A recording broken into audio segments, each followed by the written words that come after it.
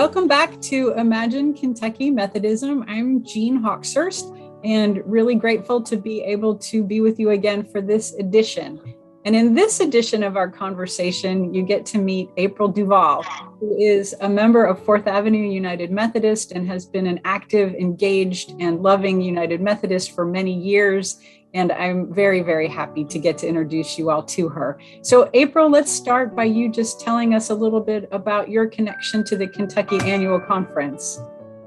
Well, when I moved to Kentucky in 1969, I lived out in Middletown. And so I went to Middletown United Methodist Church. And then we moved to Old Louisville, and we were right at the corner of 3rd and St. Catherine. And so naturally, Mrs. Salyers, May Salyers, who was a longtime member at Fourth Avenue, when she found out I was a Methodist, of course, she immediately recruited me to go to Fourth Avenue, which I joyfully did. And I have been a happy member at Fourth Avenue for over 40 years. I've had the opportunity to attend the annual conference a couple of times as the lay delegate. And I'd say I've been fairly active in church in a number of different roles. Currently, I'm on our alt team, and I chair the staff parish committee. And I am real involved in Open Door. And part of the reason for that is I just believe that as Methodists, we've got to do more than sit in the pew on Sunday morning. And so for me, the development of Open Door, the serving of meals, I've not been as involved in the meal program, which happens 5 days a week, but I have been very instrumental in working with the dental clinic and getting a medical clinic set up. COVID has made it a little bit difficult this year to do those things, but it's very reassuring to be able to reach out and serve the people in our community. A couple of weeks ago, we sponsored a vaccination clinic, and we had 25 folks from the neighborhood who had no other way of getting a vaccination, and that came, and it is a nice connection.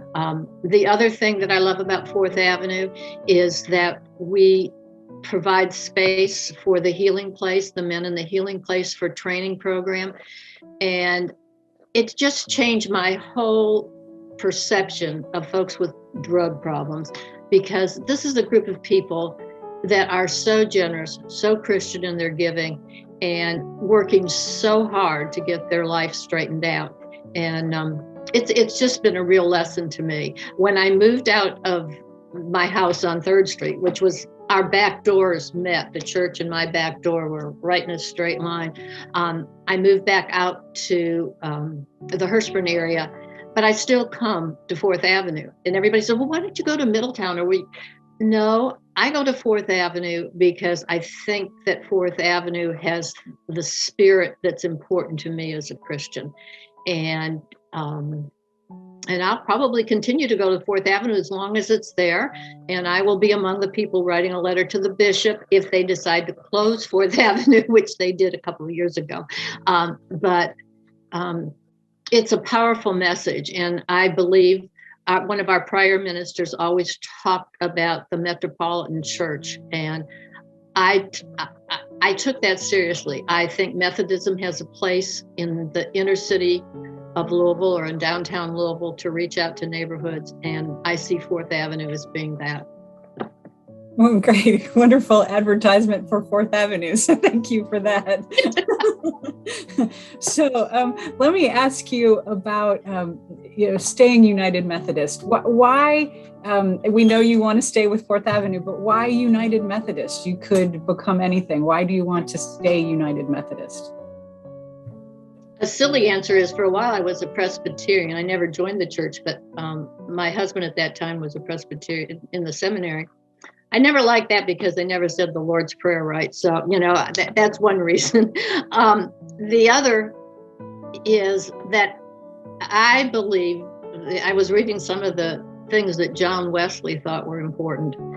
And I thought, my gosh, I feel the same way about that, reaching out to the poor, helping and being welcoming to people. And I think that if the Methodist Church is going to have a meaningful place, we have to go back to those very basic things. And I think certainly inviting the whole issue around gay, lesbian, the whole thing makes no sense to me, because as Christians, I always picture Jesus standing on the front door at Fourth Avenue and welcoming everybody, not saying, well, what is your sexual orientation, or are you Black or you're white? Just come in. And so for me, that's part of the reason that I hope Fourth Avenue and churches across Kentucky can get that very basic message, if not from John Wesley, then certainly from the teachings of Christ. And, I will be in a real dilemma if for any reason Fourth Avenue decides not to stay with the United Methodist Church, because then I couldn't stay, because that would tell me that there's certain things that are just certain people who are not acceptable. And I don't believe that. I think we are all acceptable.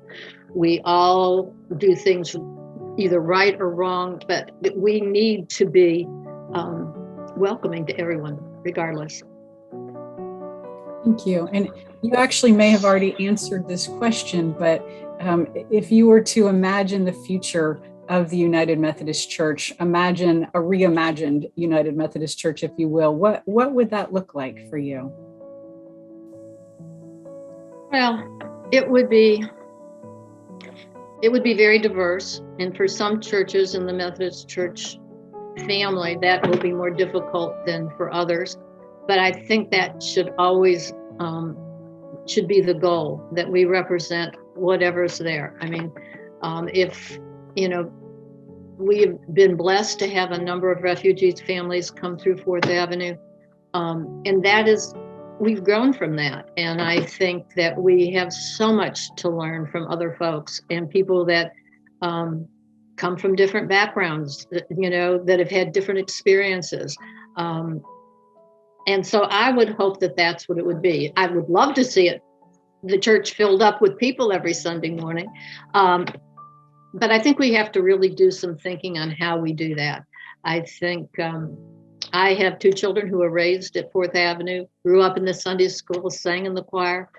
But at this point, neither of them going to church. And that not only hurts my soul sometimes, I figure, what is it that we have to do that makes it a different way, but will attract people of all ages? Because people my age, we're going to die out. And if we all die out, then, what's going to be left? So I think we have to do some really hard thinking. And I certainly don't have the answers.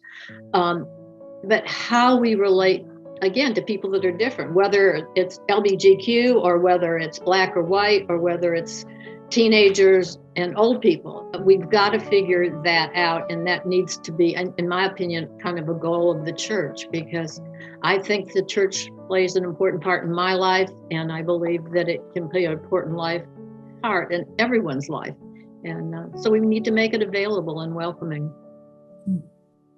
Well, thank you for lending your voice to this growing choir of voices around our annual conference that are saying they want to stay United Methodist. So thank you, April. Thank you, Jean.